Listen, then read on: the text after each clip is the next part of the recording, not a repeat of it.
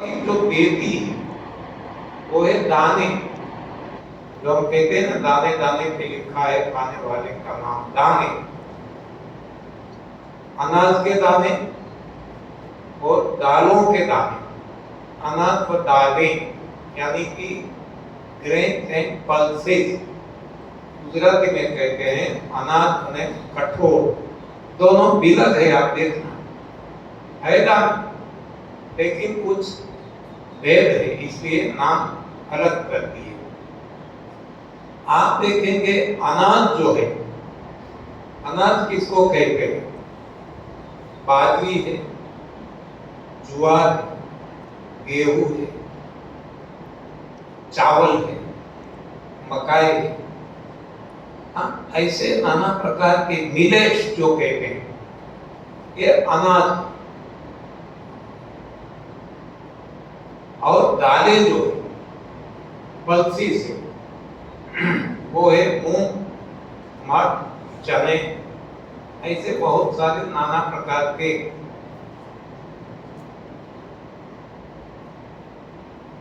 जिसको हम कठोर कहते हैं या पल्सीज कहते हैं या दालें कहते हैं।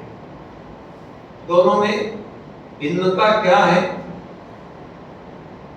कि अनाज को यदि हम प्रेशर देंगे, तोड़ेंगे, तो इसका पाउडर बन जाएगा, चूर्ण बन जाएगा। आप देखना कोई भी अनाज कोई भी है, बाजरी है, गेहूं है, ये राइस है, ज्वार है, मकाई है, कोई भी मिलेट है, इसको आप तोड़ेंगे ना तो पाउडर फॉर्म बन जाएगा। ये अनाज। और दालें वैसे ही दाने हैं, लेकिन इसको जब तोड़ेंगे ना तो एक से दो हो जाएंगे। इसके लिए इसका नाम भी रख दिया गया है द्विदल। हाँ, वो पाउडर नहीं होगा, पहले दो में बंट जाएंगे, बाद में यदि ज्यादा जोर देते हैं अब इसका पाउडर बनता है। यानी कि जोर भी ज्यादा देना पड़ता है और पहले द्विदल बनता है और बाद में ज्यादा और जोर लगाने से पाउडर बनता है। ये दोनों में अंतर है। तो ये जो है वो कौन खाते हैं? पक्षी। आप देखना, बर्ड्स, पक्षी, वो चूमते हैं अपनी चोंच से। भगवान ने चूमने के लिए चोंच दी है। चूम के वो काटते नहीं है, जैसे हम काटते हैं अनाज को, चबाते हैं, वो चबाते नहीं, काटते नहीं, वो डायरेक्ट स्टमक में, अपने पेट में डाल देते हैं। और आप देखना कि इतना कठिन हाथ ब्रेक छोटे से पक्षी के शरीर में वो टूट जाता है। हाँ, हम सभी को पता है ना? हाँ, छोटा सा पक्षी है, कोई भी ले लो, इसके शरीर में भी वो दाने टूट जाते हैं। जबकि बड़े से बड़ा हाथी, उनके शरीर में भी, उनके पेट में, उनके स्टमक में वो नहीं टूटता।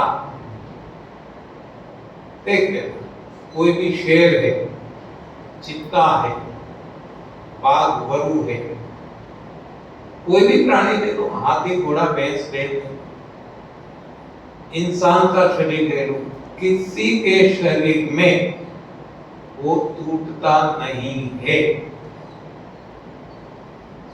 और पचता भी नहीं है।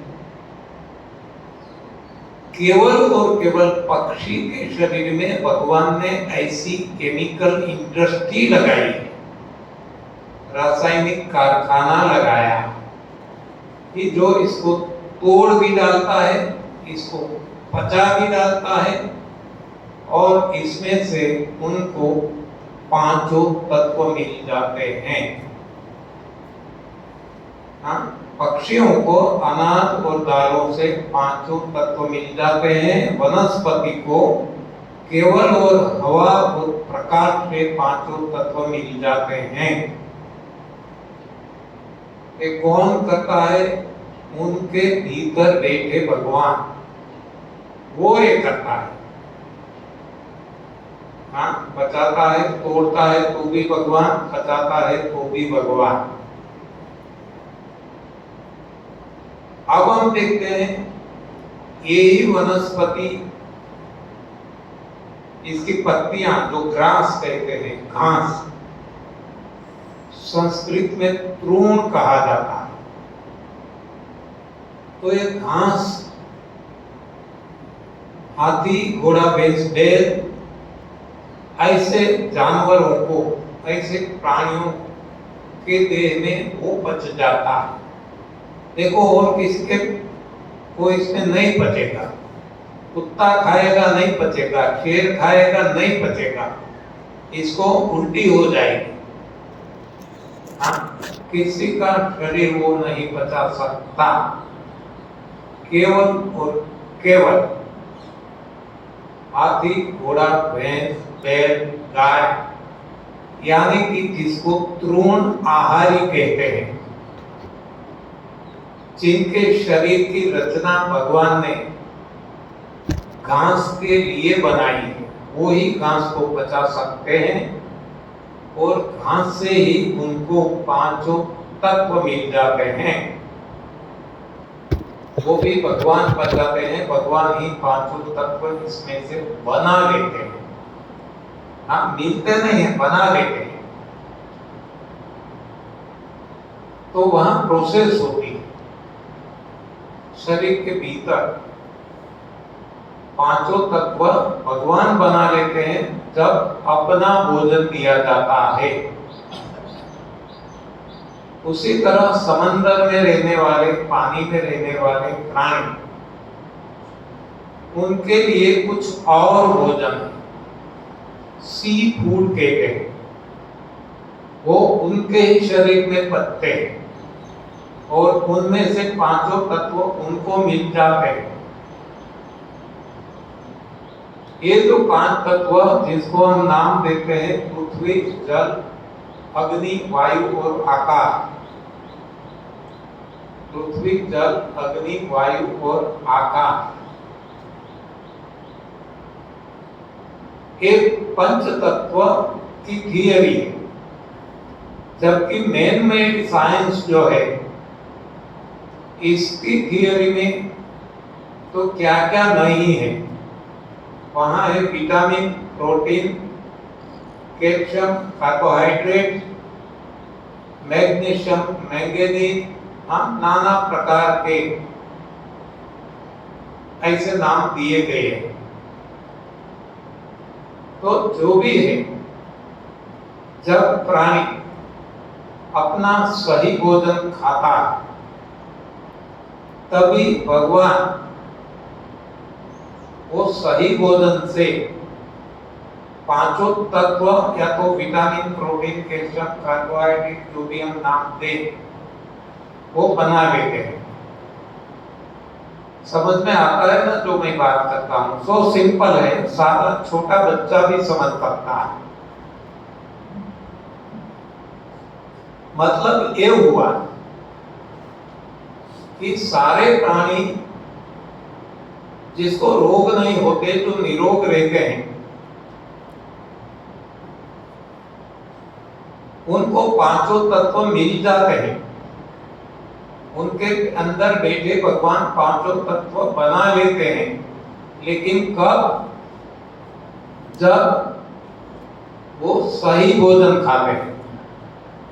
वो भी यदि गलत भोजन खाने लगेंगे तो उनके शरीर में वो नहीं पचेगा, नहीं पचेगा, पड़ा रहेगा तो सड़ेगा, सड़ान लगेगी, और सड़ान लगने से इसमें से वायु, वात कहते हैं ना, वायु, गैस, वो प्रोड्यूस होंगे।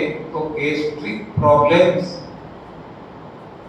फेस करने लगेंगे, कोई भी प्राणी। वो ही पड़ा रहने से इसमें एसिड फॉर्मेशन होता है, एसिड बनता है, अपने आप होता है। तो एसिडिक प्रॉब्लम आने लगते हैं।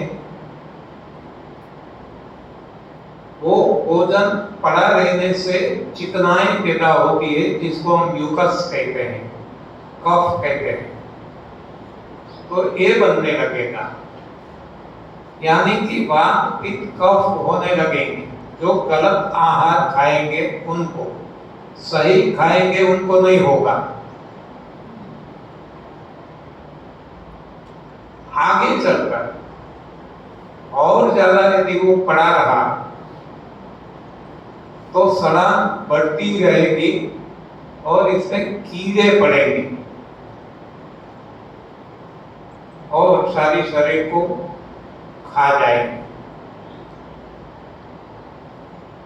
तो ये है गलत आहार का परिणाम, वात पित्त कफ होना, कीड़े पड़ना और नाना प्रकार के रोग होना।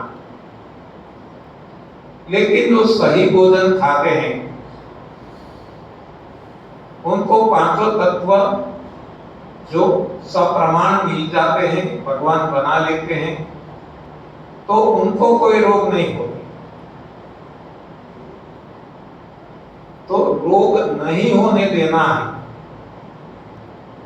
इसके लिए अब क्या जरूरी है, अब क्या कहें, क्या हाँ, हमें रोग नहीं होने देना है तो हमें क्या करना पड़ेगा?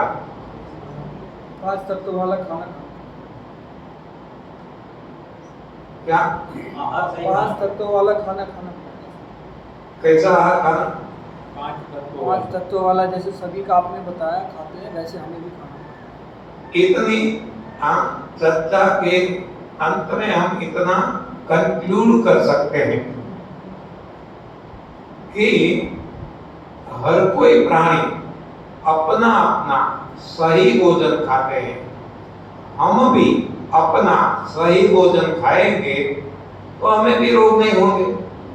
So simple. हाँ, तो यहाँ करीब हम जितने भी शिविरार्थी है, इसमें से 1-2 ही जवाब आए। हाँ, तो बाकी के लिए क्या हम कहें? समझ में नहीं आया या कहने की हिम्मत नहीं है? समझ में आ गया? अच्छी बात है। तो आपके लिए तालियां। और जिन्होंने जवाब दिया उनके लिए और ज्यादा तालियां। हाँ, हौसला बढ़ाना पड़ेगा ना, तो ही हम भी हिम्मत करेंगे। हिम्मत है मरदा तो मत दे गुजा। हाँ, हिम्मत तो करनी है। तो एक बात समझ में आ गया कि जिसको भी निरोग रहना है, और निरोग सभी को रहना है, रोग किसी को पसंद नहीं, तो उसको अपना सही भोजन खाना होगा। अब हम देखते हैं हम क्या खाते हैं। हाँ, हमारी इंडिविजुअल व्यक्तिगत हम बात ले लें, क्या तो पारिवारिक ले लें।